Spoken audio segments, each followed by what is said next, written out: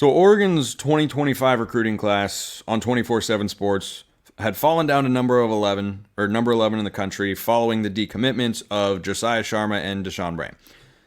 It vaulted all the way back up to number 6 with the commitment of Trey McNutt. Now, when you look at the other top 5 and 10 classes nationally in this 2025 cycle, Brian, the volume that Oregon currently has is the lowest of anybody in the top 10 by several players, but they have a number of highly ranked guys like McNutt and DeCorian Moore, who are both number 1 at their position. That's bolstering the ranking. Does Trey McNutt committing to Oregon, and based on all the social media postings and whatnot that we've seen, I have a hard time seeing him being a potential flip candidate. Do you think this locks Oregon into a top 10 class? They would have to lose a bunch of guys. They got too many kids that are 4 and 5-star players.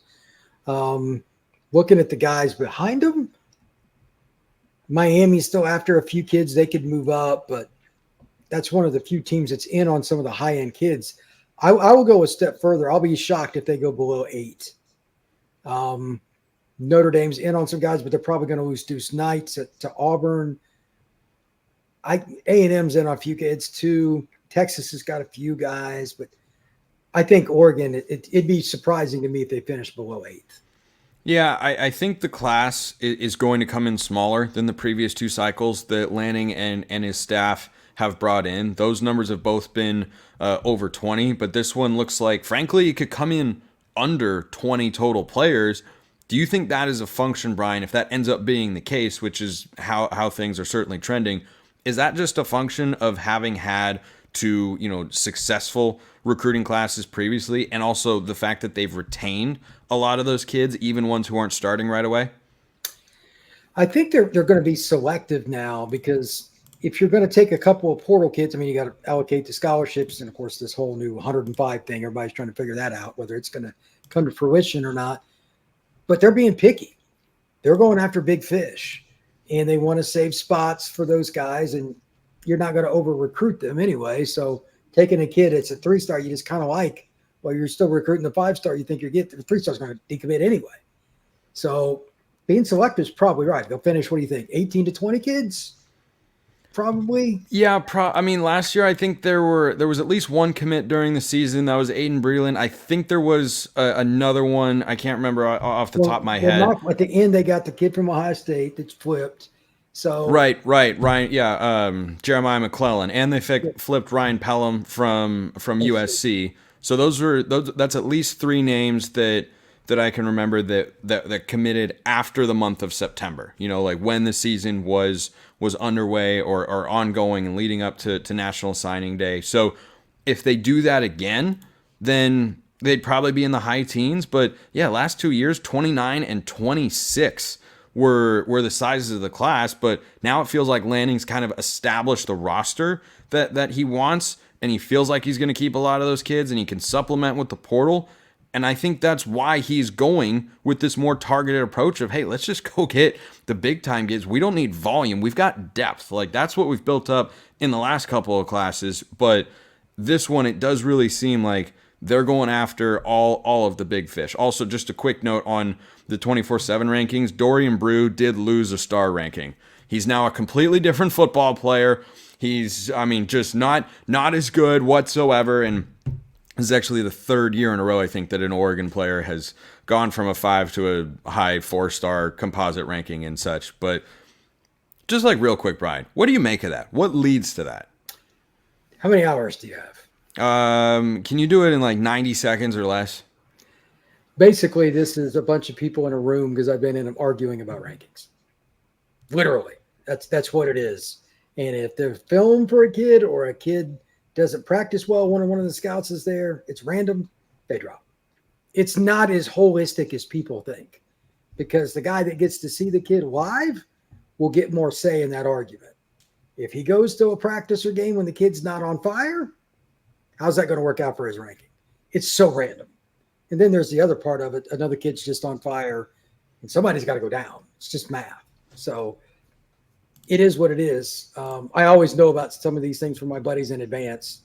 They know where a kid's going to end. They'll drop them slow sometimes. They just think the kid's not as good as some other guys that develop later. That happens.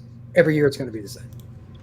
So when you look at where Oregon's class is, sixth in the country on the 24/7 rankings, but it varies from site to site. But overall, you have a general consensus. Like they're top 10 right now. I don't think anybody has them higher than 5 or lower than 7. It's in that sort of range. But the schools that they are competing with, you've got Auburn in front of them, LSU, Georgia, Bama, and Ohio State has the number one class in the 2025 cycle right now. No word on their NIL, but we'll get to that in just a moment here. Do you think Oregon can climb into the top 5, and what would they need to accomplish that? They're to the point now, unless some guys decommit from the schools ahead of them, it would be very hard. And like Georgia, I still think will finish number 1 or 2 because they got a couple of really big fish they're probably going to get on the D line. Elijah Griffin, Justice Terry. Auburn is the wild card. Again, I think they're going to flip Deuce Knight.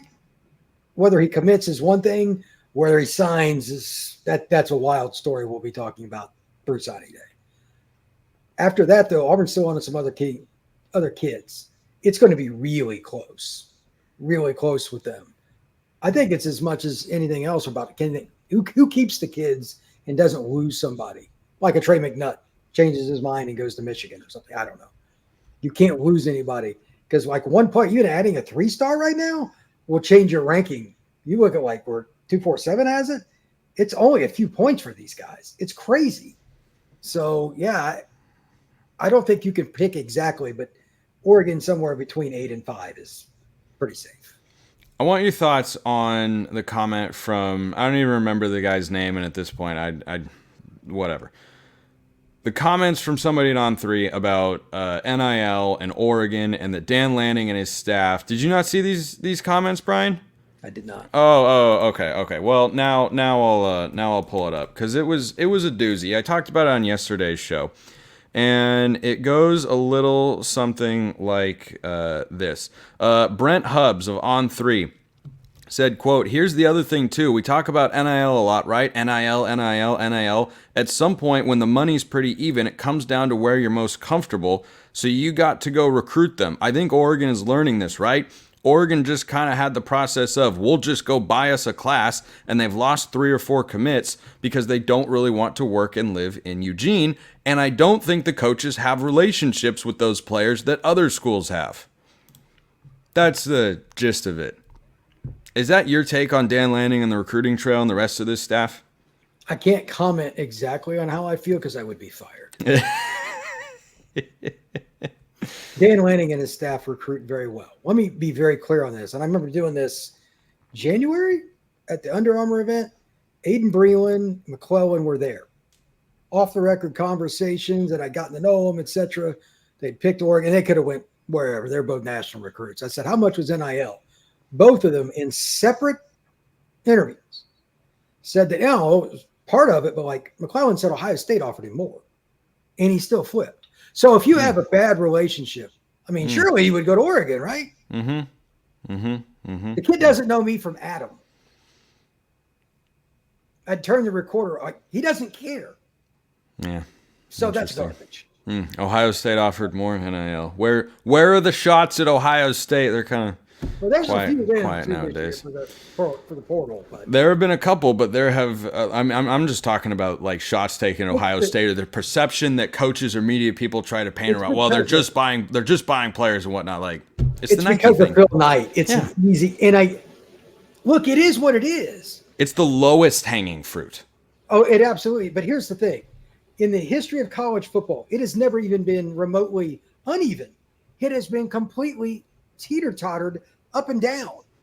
There's about 5 to 8 schools that are really different, and then about another 8 to 10 that are pretty close to that. And then there's everybody else. That's it. It's not going to change. So if you that's how it's kind of always been in recruiting. That's how it is with NIL too. Like, yeah, Oregon is a tier 1 school. They're not the only school investing tens of millions of dollars in NIL into their rosters. They're not the only one. I thought Lanning's comment on the Pat McAfee show Ohio State, a bunch of them do it. Lanning's got a bunch of great sound bites and quotes out there. One of my favorite ones. Yeah, it's amazing Kirby Smart brought in the number 1 class without any NIL. Like, that's crazy, man. Like, this is just not the way it works. But again, as I've said, I think Oregon is an easy target. I've got one more question for Brian, and then he's going to break down someone who absolutely could be Oregon's starting quarterback one day in Jonas Williams. That's coming up next.